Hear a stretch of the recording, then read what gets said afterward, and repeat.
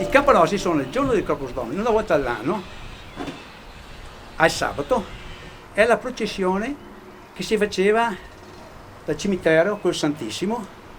Io lo accompagnavo continuamente al passaggio, come uscivo dalla chiesa, fino a che avevo finito la processione.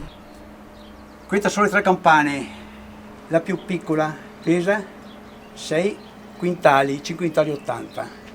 Questa in mezzo ne pesa 7 e questa ne pesa 11.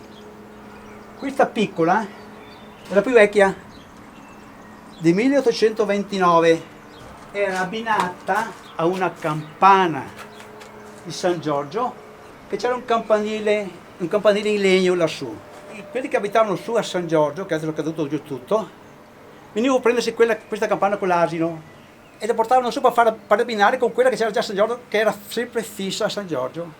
Cosa è successo? Che la campana di San Giorgio l'hanno portata via, è stata rubata. Praticamente è rimasta una sola, che è questa. E da là con una campana solo non c'era più possibilità di suonare. 7 anni fa mi è venuta un'idea, era sempre sotto qua la campana, per 30 anni è rimasta sotto.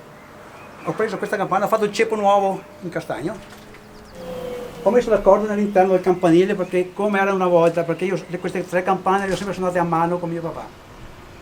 Da anni 50, 52, mio papà veniva su e suonava lui. Io bambino venivo su con mio padre.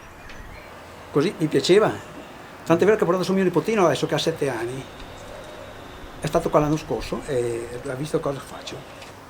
Ormai le scale mi danno un po', sono un po' stanco perché venire su e giù, però quando mi avete chiesto, Claudio mi ha chiesto di fare questo, io ho detto sì, lo facciamo, perché non c'è la processione, ecco siamo qua che proviamo a vedere se riusciamo a fare qualcosa di positivo.